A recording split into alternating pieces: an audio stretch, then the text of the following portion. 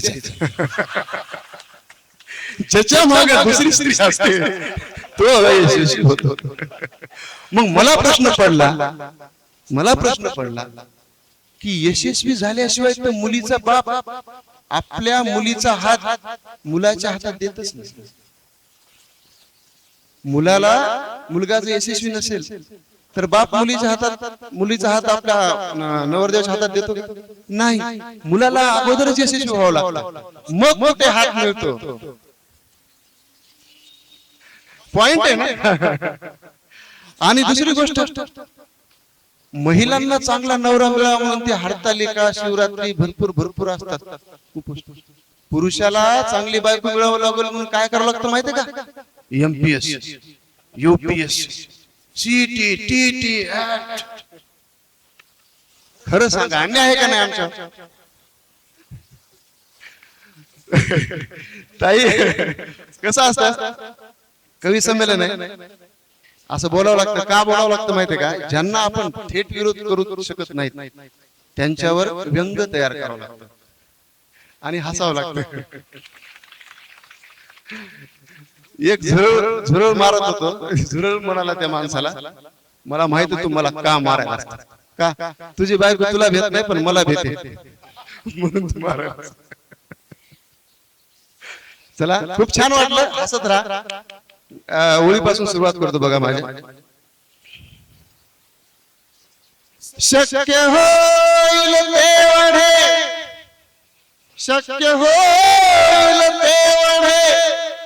बदलायचे आहे मला, या जगाला साजरे बनवायचे आहे मला, या जगाला साजरे बनवायचे आहे मला. आणि सैनिकावरच्या ओळी बघा. लाल रंगाचा सडा मी टाकतो सीमेवरी, लाल रंगाचा सडा मी टाकतो सीमेवरी, तीन रंगाचे कफन कमवायचे आहे मला, तीन रंगाचे कफन कमवायचे आहे मला. आणि शिक्षक आहे मी. नर्सरीच्या शिक्षणाची कौतुके मिरवू नका, नर्सरीच्या शिक्षणाची कौतुके मिरवू नका, गाव पाड्याला वळण लावायचे आहे मला, दूर खडकावर कमळ उगवायचे आहे मला. बघा, आणि शेवटच्या ओळी या गझलेमधल्या विठ्ठलासाठी येतात. या जगाला साजरे बनवायचे आहे मला, विठ्ठला बोलावणे धाडू नको इतक्यात तू, विठ्ठला बोलावणे धाडू नको इतक्यात तू, एकदा दिंडी मध्ये नाचायचे आहे मला, या जगाला साजरे बनवायचे आहे मला. धन्यवाद. खूप छान कवी संमेलन चालू आहे आणि अशीच दाद देत राहा. पुन्हा एकदा टाळ्या वाजवा येणाऱ्या गझलकारासाठी. मी आगाऊसरांना विनंती करतो. अतिशय गोड. पुन्हा एकदा जोरदार. आलो कधी विनेतून आलो की अरे तुला माहित आहे, कधी टाळातून आलो कधी विनेतून आलो, तुकोबाची व्यथा घेऊन मी तळागाळातून माझ्या मुला बाळातून आलो. विठ्ठला संपली ना रे वारी, जाऊ का घरी. असं गोड गझल म्हणलं की भाऊक वातावरण होतं. अजून एक आमचा गझलकार मित्र कशी उभारी देतो गझलेला. माझ्या तुझ्या प्रमाणे जगतात लोक काही माझ्या तुझ्या प्रमाणे, जगतात लोक काही काट्यातून पाहतो, काट्यातून पाहतो, फुलतात लोक काही, फुलतात लोक काही, फुलतात लोक काही. गझल म्हणलं की उभारी देणारं वातावरण असतं. पुन्हा आपण गझलच ऐकणार आहोत. खर तर गझल म्हणलं की पुरुष प्रधान संस्कृतीचा त्याच्यावरती जास्त पगडा होता. म्हणजे त्याच्यात मीटर असतात. पगडा म्हणजे आता वेगवेगळ्या प्रकारचा पगडा धरा. आता तुम्ही ते बऱ्याच शब्द आता खोलात जायचा आहे, तेवढा वेळ नाही आपल्याकडे. आपल्याला फक्त कविता घ्यायच्या आणि राजकीय, सामाजिक, आध्यात्मिक, धार्मिक कोण्याही पेशाची एखाद्या कवितेचा संदर्भ किंवा शब्दाचा संदर्भ लागला तर तो निवळ योगायोग समजावा, ही कृपया याची नोंद घ्यावी. कारण आम्ही कवी आहोत, फकीर आहोत. आम्ही बंदुका चालवू शकत नाही. आम्हाला मतदानाला उभं राहाय, आम्हाला त्या राजकारणात उभं राहायचे ना, आम्हाला पंचायत समिती, जिल्हा परिषद, आमदारकी, खासदारकी यापैकी काही लढायचं नाही. फक्त हातात कवितेचं पुस्तक घ्यायचं आणि कविता वाचत फिरायचं. त्यामुळे निवळ योगायोग समजा, जरी कदाचित अशी घटना एखाद्या शब्दातून घडली तर. गझल म्हणलं की पुरुषांचा पगडा होता आणि स्त्रियांची त्याच्यावरती कमतरता होती, म्हणजे मक्तेदारी नव्हती. पण 90च्या दशकामध्ये अनेक अशा गझलकारा ज्या आहेत स्त्रिया, त्यांनी ही गझल जी आहे ती अशी ढवळून काढली. माझे हिशोब सारे गेले कसे चुकोनी, माझे हिशोब सारे गेले कसे चुकोनी, मी ते उभ्या जगाची, मी ते उभ्या जगाची, माझे कसे नकोनी, माझे कसे नकोनी, माझे कसे नकोनी. त्यामुळे तिने अट्टहास केला की मी जर उभ्या जगाची आहे तर माझं कसं काय कोणी नाही. आदरणीय सारिकाताई माकोड.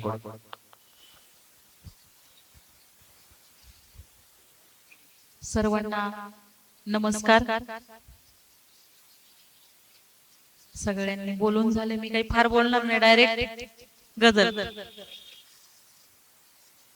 जाच असावा तिला सासरी, फक्त कुणाला कळला नाही. जाच असावा तिला सासरी, फक्त कुणाला कळला नाही. वळल पोवाया पाठीवरचे, पदर तिचाही ढळला नाही. आणि गझल घेते. तुलाच अपुले विश्व सानुल्या, मानत असते आई. तुलाच अपुले विश्व सानुल्या, मानत असते आई. तुझ्याच साठी किती उन्हाळे सोसत असते आई. अन उरी वेदना देऊन साऱ्या पोसत असते आई. अन कशी आसवे सदैव लपून हसत असते आई. उडून गेले पक्षी घर सांभाळत असते आई. अन कुठून इतकी हिम्मत सारी आणत असते आई. जरी उसवला संसार तरी सांधत असते आई. जरी उसवला संसार तरी सांधत असते आई. नेटाने अन जोमाने ती रांधत असते आई. आणि शेर आहे बघा. उभा जन्मजी पोरांसाठी धावत असते आई. उभा जन्मजी पोरांसाठी धावत असते आई. फक्त जिव्हाळा तिला हवासा मागत असते आई. अन कोंड्याचाही मांडा करून भरवत असते आई. कोंड्याचाही मांडा करून भरवत असते आई. गरिबीस या पदराखाली झाकत असते आई. आणि शेर आहे.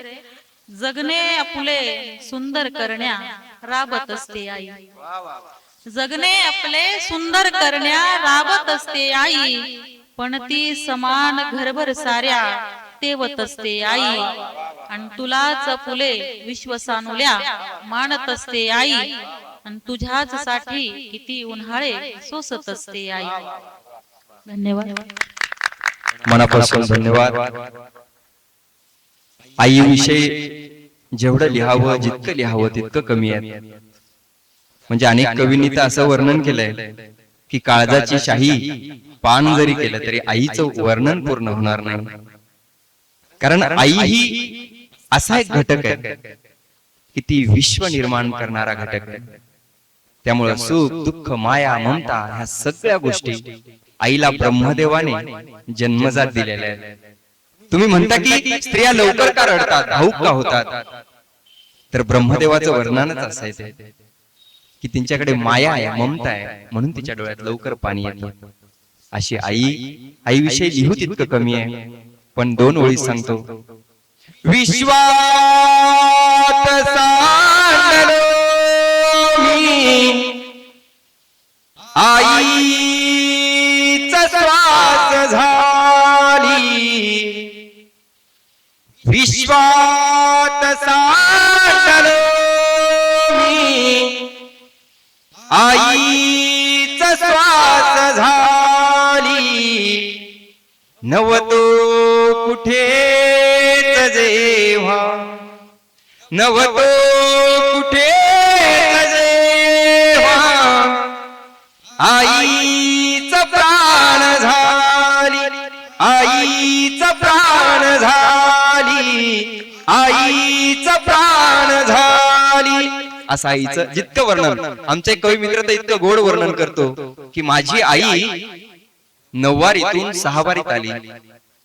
की माझी आई 9 वारीतून 6 वारीत आली आणि 6 वारीतून जीन्स पॅन्ट आणि टी शर्टात आली. पण तिच्यातली माया अजूनही कमी झालेली नाही. पण तिच्यातली माया अजूनही कमी झालेली नाही. तशी आई ही आई असते. किंवा मुलगा म्हणाला आई दिव्याची वात वर कर मला अभ्यास करायचा दिसत नाही.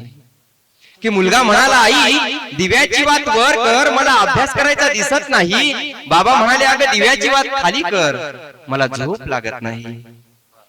आई रात्रभर दिव्याची वात खालीवर करत राहिली. की आई रात्रभर दिव्याची वात खालीवर करत राहिली. आणि दोघांच्याच मध्ये वातीसारखी जळत राहिली. वातीसारखी जळत राहिली. वातीसारखी जळत राहिली. अशी आईची आघात दिला. बोलू तेवढं कमी आहे. आमच्या सोबत आलेले आमचे कवी मित्र परभणीहून महारुद्रजी पोपडे सर यांना विनंती करतो की आपली कविता त्यांनी ठेवायची आणि एकदा जोरदार टाळ्या त्यांचं स्वागत करायचं. कवितेचं शीर्षक आहे कविता. शब्दांनी गुंफलेली शब्दांची माळ. शब्दांनी गुंफलेली शब्दांची माळ. शब्द ही जुळवती शब्दांचा टाळ. शब्द ही जुळवती शब्दांचा टाळ. संताची निर्मिती शब्द धन संपत्ती. संताची निर्मिती शब्द धन संपत्ती. झाली जगी धन्य संत साहित्य उत्पत्ती. जगी झाली धन्य संत साहित्य उत्पत्ती. शब्द हे जोडती सगळे सोयरे सोबती. शब्द हे जोडती सगळे सोयरे सोबती. शब्द हे तोडती आयुष्याच्या नौबती. शब्द हे तोडती आयुष्याच्या नौबती. ज्ञानेश्वर साधिला शब्दांचा परिमळ. ज्ञानेश्वर साधिला शब्दांचा परिमळ. इंद्रायणी फुलले ज्ञानाचे कमळ. इंद्रायणी फुलले ज्ञानाचे कमळ. शब्द हे वैभव सुसंस्कृत आचार. शब्द हे वैभव सुसंस्कृत आचार. जोडून या शब्द शब्दांचा विचार. जोडून या शब्द शब्दांचा विचार. शेवटच्या 4 ओळी. शब्द हे धन संपत्ती संतांची. शब्द हे धन संपत्ती संतांची. करी शुद्ध मन कविता मनाची. करी शुद्ध मन कविता मनाची. कविता मनाची. धन्यवाद. अतिशय गोड सर मनापासून धन्यवाद. खर तर शब्द ज्यांनी लिहिले त्यांच्या वाट्याला काय आलं तर वनवास, देहांत प्रायश्चित्त. ज्यांनी गाथा लिहिला त्यांचा गाथा बुडवणारी ही कर्मकांड, कर्मठ लोक याच भूमीत आहेत. तर ज्यांनी ज्ञानेश्वरी लिहिली ती खरी का खोटी हा संशय उत्पन्न करणारी लोक सुद्धा आपलीच. त्यामुळे शब्द इतके तोलून मोलून आणि जपून वापरावे लागतात. ह्या सगळ्या संतांनी सांगितलंय. ज्ञाना तुकाच्या घरात देते हुंद के मराठी, देते हुंद के मराठी. ज्ञाना तुकाच्या घरात देते हुंद के मराठी, देते हुंद के मराठी. झोपलेला सारा गाव, झोपलेला सारा गाव आणि बंद झाली ताटी. ज्ञाना तुकाच्या घरात देते हुंद के मराठी, देते हुंद के मराठी. साधू संताच्या भूमीला अशी लागली तहान, अशी लागली तहान. गेलं रानात वनात, गेलं रानात वनात. माय मराठीचं गाणं, माय मराठीचं गाणं, माय मराठीचं गाणं. त्यामुळे शब्द निर्माण झाले आणि ते पोहोचले असं हरकत नाही. मनापासून धन्यवाद सर. त्यानंतर आमच्याच या गोतावळ्यामध्ये नव्याने सहभागी झालेली कवयित्री, तिच्यासाठी सुद्धा एकदा जोरदार टाळ्यांच्या गजरामध्ये तुमचं स्वागत करायचंय.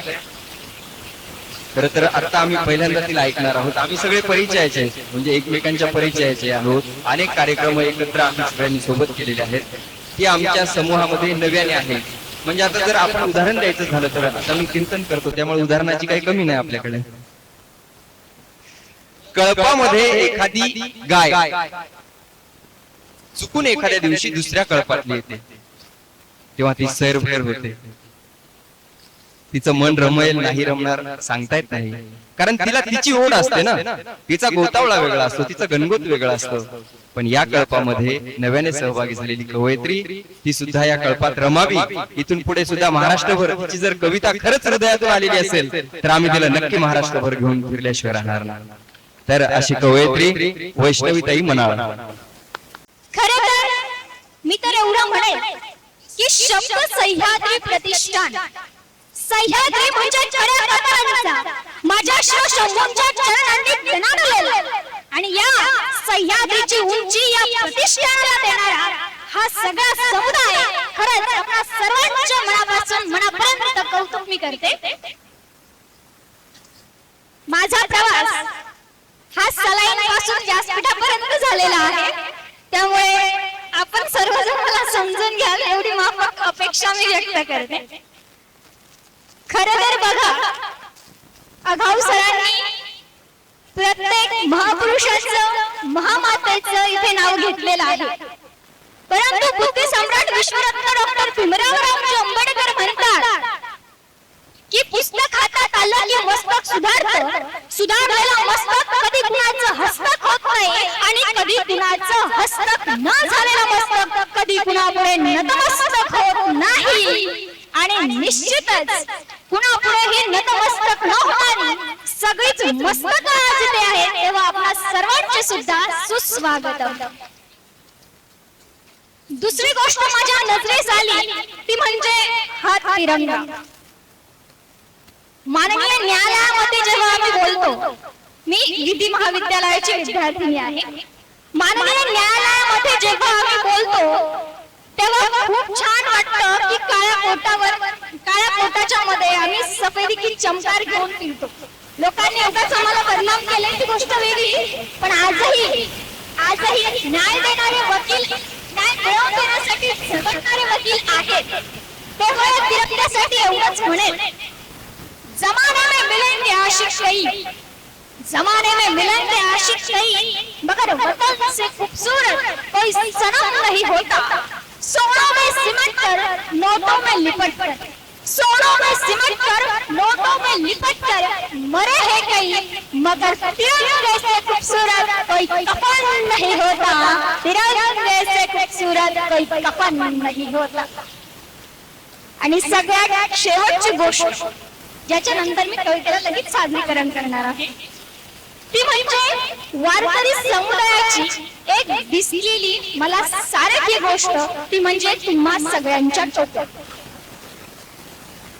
कविता खूप आहे, आमच्याकडे एवढं भांडवल आहे आणि कदाचित म्हणून तुम्ही आम्हाला ते बोलवलंय, त्यामुळे एक निश्चित म्हणेल की आपल्या महाराष्ट्राचा इतिहास, आता शिवना नदी ओलांडली मी येताना, आपल्या महाराष्ट्राला लाभलेला वसा वारसा हा केवळ दगडधोंडांचा, इतरांना भूगोल एकमेव महाराष्ट्र आणि भारत असा ज्याला इतिहास, आणि म्हणून म्हणेल या इतिहासाचा वसा वारसा जपत असताना आपला महाराष्ट्राचा इतिहास केवळ दगडधोंडांनी लिहिलेला नाही, हा लिहिलाय शाहिरांच्या टपात, संत साहित्याच्या वाणी, आणि म्हणूनच मी माझ्या कवितेला सुरुवात करताना शीर्षक म्हणते वारी पंढरीची। विनंती आहे बोलावं।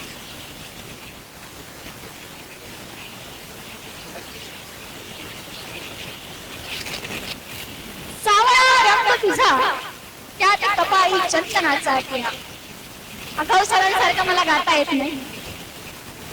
सावळा रंग तुझा त्यात कपाळी चंदनाचा टिळा, वारकरी संतांचा फुलतो पांडुरंगा तुझ्या दरबारात मला, पांडुरंगा तुझ्या दरबारात मला।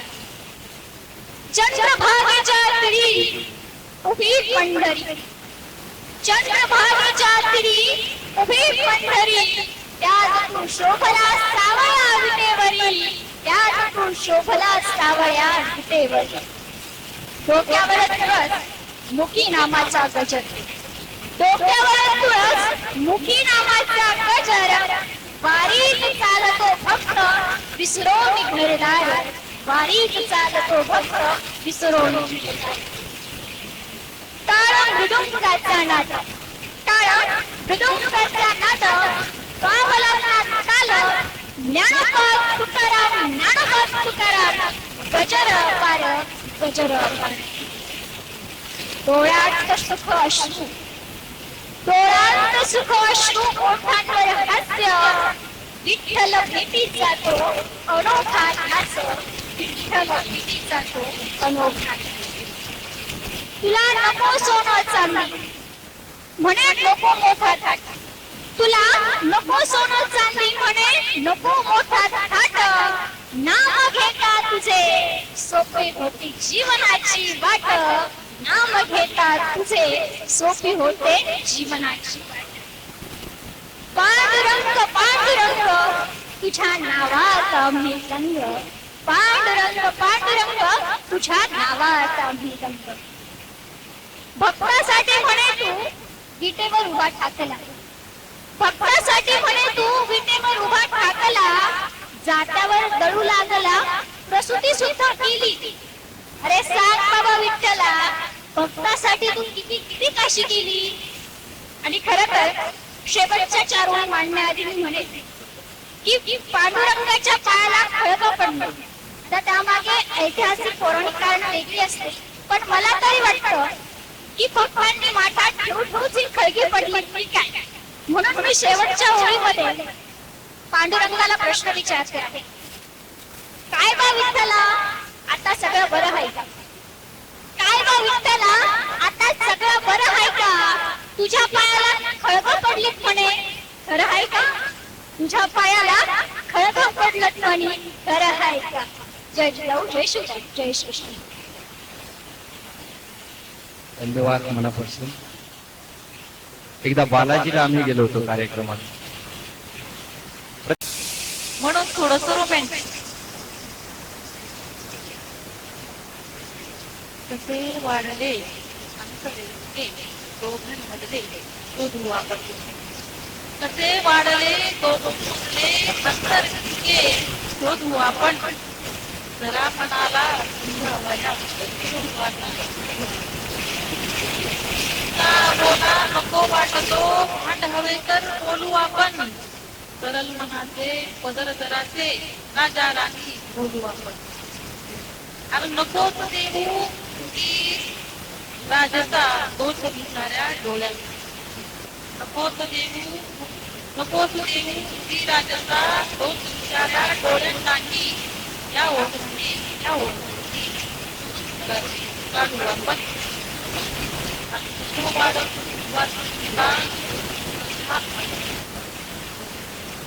को वाढवू का सुद्धा दोन जीवाच्या आयुष्याचा संसारीला प्रत्येकीचा मात्राचा चढवा. तो विचार जात नाही तरी तो विचार जात की पाणीचे हातपणी वेगळे आपण वेगळे आपण पाडले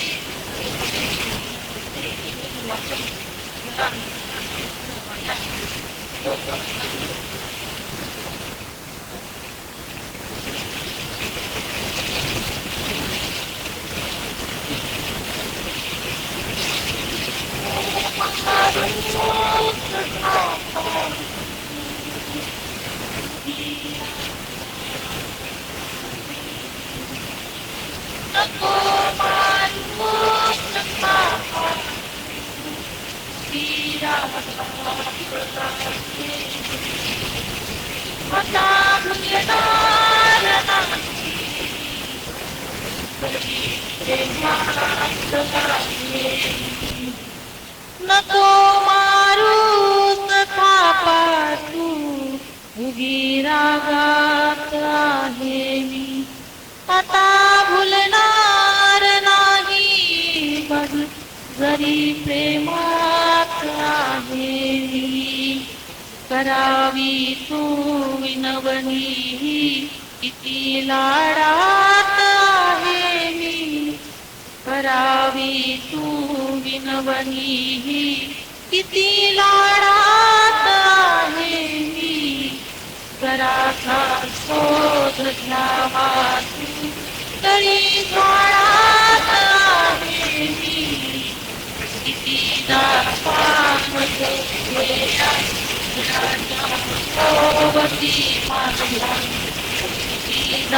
मारतो फेऱ्या घराच्या भोवती माझ्या. कळाले आज बहुदा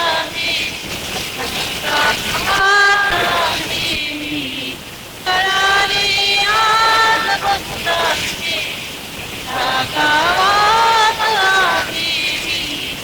बरच प्रोटेक लक्ष्मीचा तुझा माझा रागाने. बरच प्रोटेक लक्ष्मीचा तुझा माझा रागाने. कळावे या जगाला डोळ्यात आहे मी.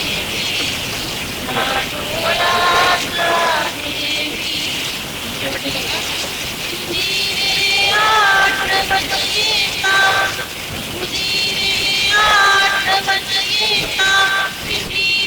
मारते त्याला तुझी रे आठवण येता.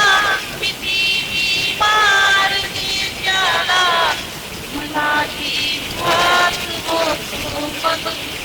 हृदयात आहे मी. हृदयात आहे मी.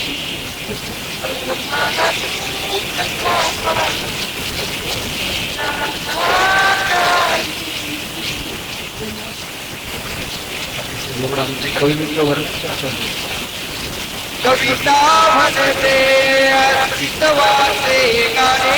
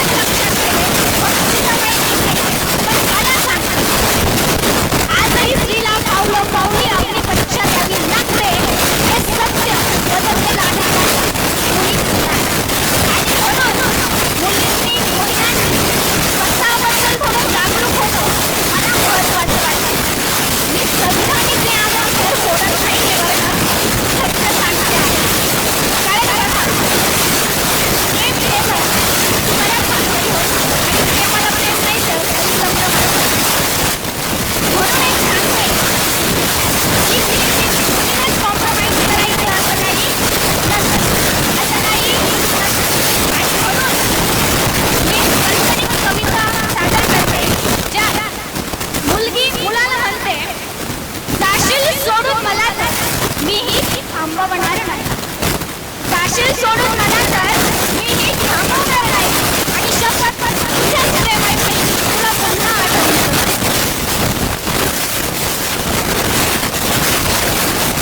जाशील सोडून मला तर मीही थांबवणार नाही. शपथ तुझ्याच प्रेमाची तुला पुन्हा आठवणार. विश्वासाचा देव हात, विश्वासाचा देव हात. तू काय करतं भगवंत गप्पात करण्यासाठी लैला होणार नाही. शपथ तुझ्या प्रेमाची तुला थांबवणार. मग काय करणार?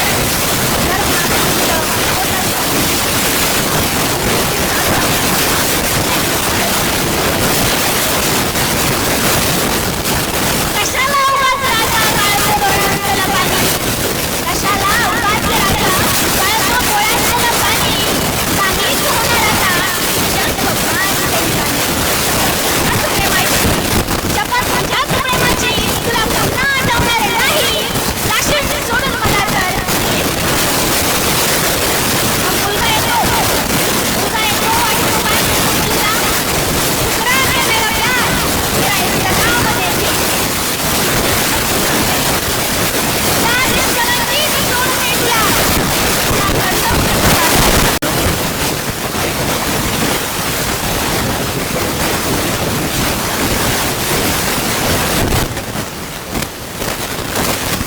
रामायण महाभारत रामायण या दोन्ही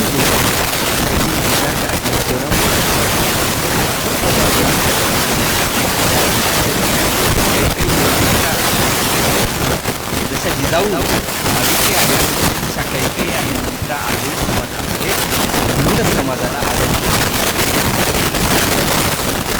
समज हे जर आपल्याला टाळता आलं आपल्या श्रद्धाच्या माध्यमातून आई ओवाडे बोलत यारी पळणार हो दिव्या पळीने वाऱ्यात मी तळणार हो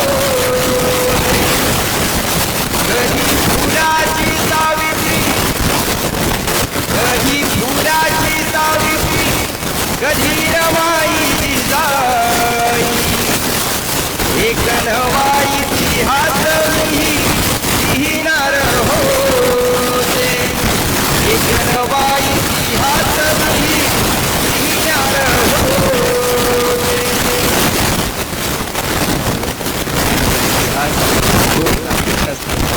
या सगळ्यामध्ये समाजशास्त्र खूप महत्वाचं आहे. त्यामुळे समाजशास्त्र आपल्या प्रत्येकाच्या लक्षात येते मैत्रिणीच्या माध्यमातून. तुम्ही सगळे बोर होता का? मग एकदा स्वतःसाठी जोरदार टाळ्या झाल्या पाहिजे की तुम्ही इतके सहकार्य करताय. आमचे कवी मित्र नाही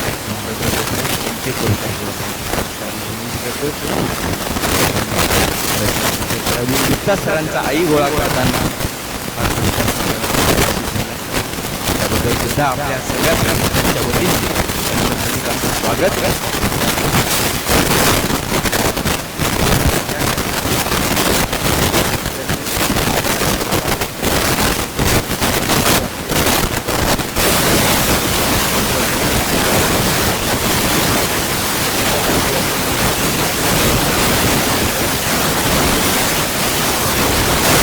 विचार ना कोणाचं कवी संबंधाचे अध्यक्ष शरद पवार.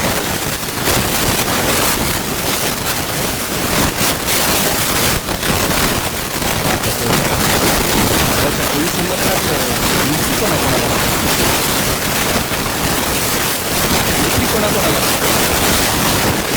उद्धव साहेब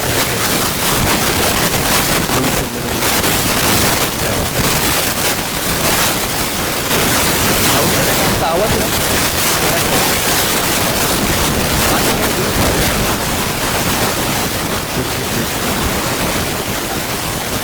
तर शरद पवार साहेब अध्यक्ष होते कार्यक्रमाचे आणि सूत्र जे होते उद्धव साहेबांचे.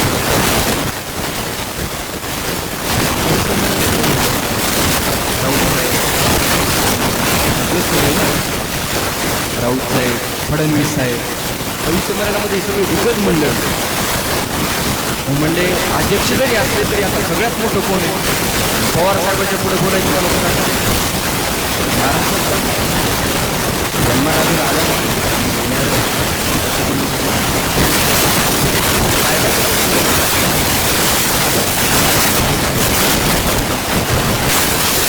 कार्यक्रम करून घ्या. म्हणजे आधी साहेबांवर बोलू, अध्यक्ष जरी असले तरी साहेबांवर बोलू की आपलं चुकलं, नंतर जर साहेबांचं काय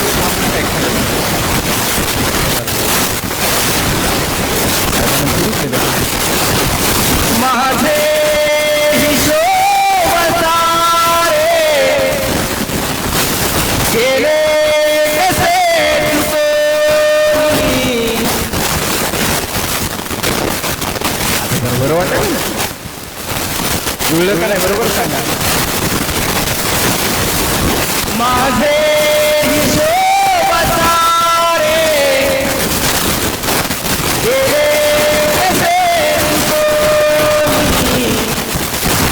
मी तो ह्या जगाचा, मी तो ह्या जगाचा माझे कसे नको, माझे कसे नको, माझे कसे नको.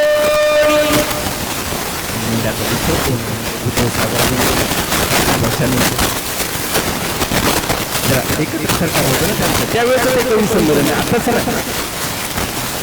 त्यावेळेस कवी संमेलन माघारीचं. मग उद्धव साहेबांना उठवलं म्हणजे उद्धव साहेबांना बोलू द्या. आता उद्धव साहेब उभे राहा.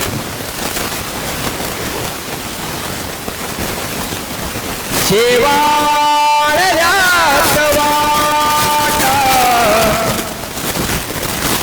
शेवाळ्यात वाटा, माणूस का दिसेना, माणूस का दिसेना, या माणसात कोणी. पवार साहेब माझे हिशोब सारे गेले कसे चुकवून. ह्या सगळ्याच्या कवी जमलं. फडणवीस साहेब गेले ना दिल्लीला, ते दिल्लीत गेले म्हणून सत्ता त्यांची आहे. ते जर कवी संमेलनात रंगले असते तर ते महाराष्ट्रात रंगले असते ना. ते म्हणजे कवी संमेलन नसतं बाबा, माझ्या डोक्याच्या पलीकडला प्रकार आहे. यांनी दिल्ली गाठली, त्याने डायरेक्ट मोदी साहेबांकडे लगा लावला. म्हणजे साहेब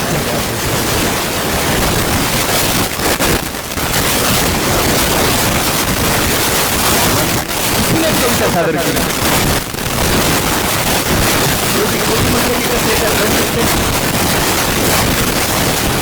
यारान पाखरांचे घरटे जळून गेले, यारान पाखरांचे घरटे जळून गेले. अनागला वनारे, अनागला वनारे, साधू पळून गेले. यारान पाखरांचे घरटे जळून गेले. संपला ना कवी संमेलन. आता हे सगळे आंतरांतर बरोबर आहे की नाही? ते म्हणजे कवी संमेलन नको, आपल्याला झटवायचं नाही. रामदास आठवले साहेब म्हणजे मी जे काय बोलायचं ते फक्त विधान भवनात तिथंच बोलतो, म्हणजे मला बाकी बाहेर फिरत नाही. म्हणजे काय जे काय सुचतंय म्हणजे ते सगळे पाहून फक्त तिथं सुचतंय म्हणजे, आणि ते सगळे म्हणजे एकत्र फक्त तिथे सापडतात. आणि त्याचा चेहरा पाहिला की म्हणून काहीतरी सुचतं म्हणजे मी शीघ्र कवी. मी यांच्या कवितेला यादी नाही म्हणजे मी शीघ्र कवी. माझी यादी वेगळी. बाजूला ठेवू शकत नाही. जे आहेत त्यांचंही स्वागत, जे नाही त्यांचंही स्वागत, जे गेले त्यांचंही स्वागत. सगळ्यांचं आपण स्वागत करू. आपल्याला काय करायचं, आपलं कोणी समजलं नाही. आणि छोटी दिदी तिला एकदा निमंत्रित करतो, घेऊन जाऊ. एका जोरदार काय झाला पाहिजे. खरं तर आपला महाराष्ट्र सिंधुताई सपकाळ होता त्याआधी मातीत घ्यावं लागतं बेटा. आणि खरंच आपल्याकडे परिस्थिती अशीच आहे की मेल्यानंतर खांदा द्यायला 4 भाऊ येतात, मेल्यानंतर खांदा द्यायला 4 भाऊ येतात, पण जिवंत म्हणून द्यायला एक हात सुद्धा हातात कमी देतो. आणि खरंच कौतुक आहे या शब्दसह्याद्री प्रतिष्ठानच्या सर्व सदस्यांना की तुम्ही सगळे जण एकत्र येऊन काम करता आहात. आणि खरं तर हे आता फक्त मी राहिलेले नाही, तर हा विशाल वटवृक्ष झालाय.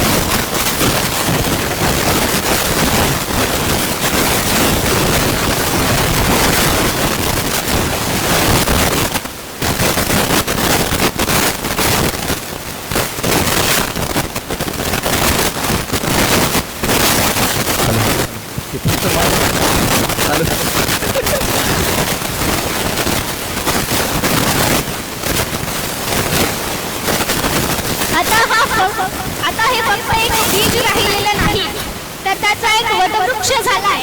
आणि ज्या वटवृक्षाच्या पारंब्या आम्ही सगळेजण झालेलो आहोत. कारण मी जेव्हा आले तेव्हा पाहिलं की सगळे ज्येष्ठ श्रेष्ठ व्यक्ती माझ्या समोर होते आणि हे मला झुकून नमस्कार करत होते. खरं तर हा नमस्कार माझा नव्हता, हा माझ्या मानाचा होता, सन्मानाचा होता. परंतु कुठेतरी म्हणतात ना, देह देवाचे मंदिर, आता आत्मा परमेश्वर, तसंच कुठेतरी इथे जाणवलं आहे. आणि म्हणून पुन्हा एकदा कवितेकडे येते, कारण वेळेचे बंधन आहे. राजकारणावर तसं मी फार लिहित नाही, कारण मीही प्रचाराला असते. राजकारणावर मी फार लिहित नाही, कारण मीही प्रचाराला असते. बरं का आगाऊ सर, जरा समजून घ्या. माईक तुमच्याकडे आल्यावर चालू होतो, माझ्याकडे आल्यावर बंद बसतो, हे काही बरं वाटत नाही. आणि बरं का प्रेक्षकांनो, यांचं आपल्याला फार काही पटत नाही. कवितेच्या सुरुवातीला राजकारणावर थोडंसं, वास्तविकतेचा अवास्तव चेहरा अवास्तविक पडद्यावरच आहे. वास्तविकतेचा अवास्तविक चेहरा अवास्तविक पडद्यावरच आहे. पडद्यावर वेगळं, पडद्यामागं वेगळं, असं काहीतरी गणितच होणार. निवडणुकीच्या वेळी नेता आश्वासनाची रांग लावतोय, निवडणुकीच्या वेळी नेता आश्वासनाची रांग लावतोय, आणि निवडून आल्यावर मात्र गावाचं नावही विसरतोय. इथे नेमकं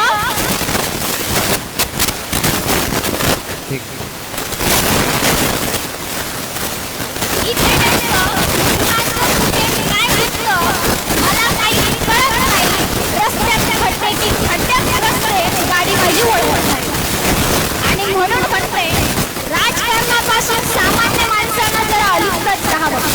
खरं आहे, राजकारणापासून सामान्य माणसांना जरा अलिप्त राहावं. पांडुरंग एवढं सत्य. त्याच्या एवढा मोठा राजकारणी सुद्धा कुठे असणार नाही. त्याच्या एवढा मोठा राजकारणी दुसरा कुठे असणार नाही. आणि त्याच्याशिवाय बांधवांनो मार्ग सत्याचा गावणार नाही. त्याच्याशिवाय बांधवांनो मार्ग सत्याचा गावणार नाही. जय जय भारत, सत्यमेव जयते.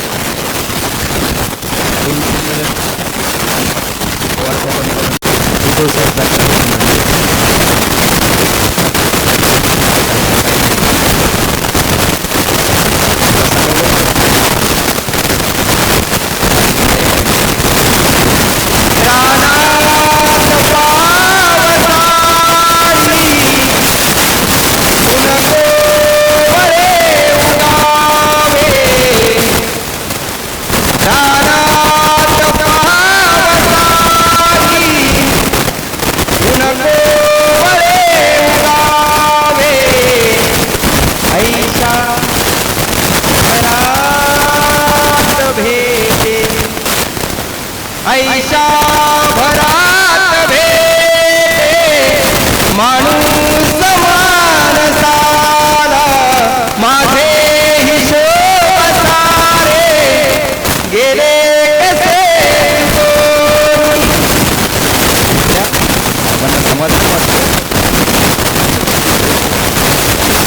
आहोत आपण.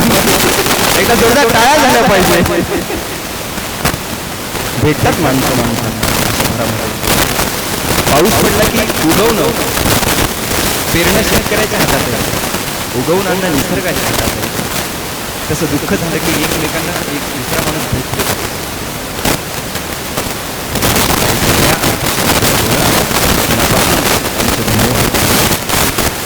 आता पुन्हा आपलं कोण राहिले गजबज. सरांना विनंती करतो बदल झाली पाहिजे. सरांसाठी का जोरदार टाळ्या.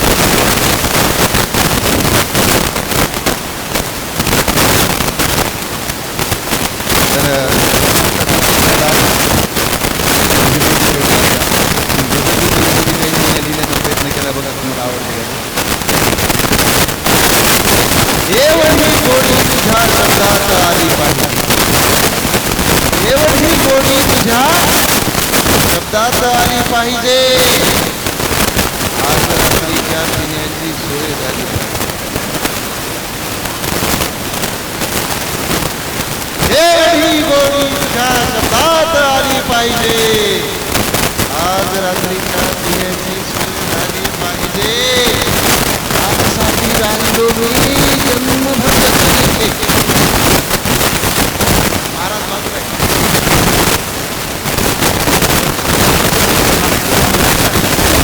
त्यासाठी राहिलो मी जन्मभर सज्जनीचे.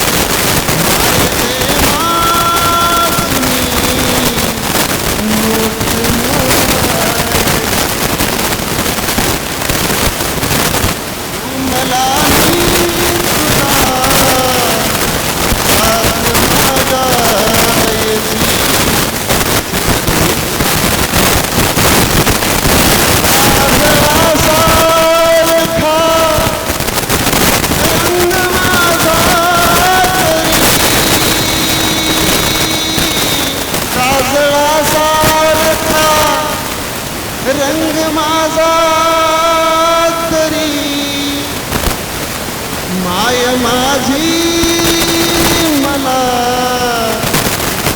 पीठ लावायची मला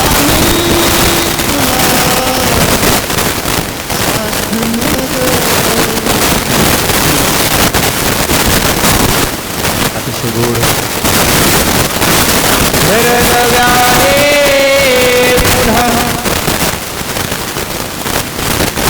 नव्याने पुन्हा बांधले पाहिजे मटाना जुन्या झाडले पाहिजे जळमटाना जुन्या जाळले पाहिजे घर जुने जुने ना कधी पाडायचे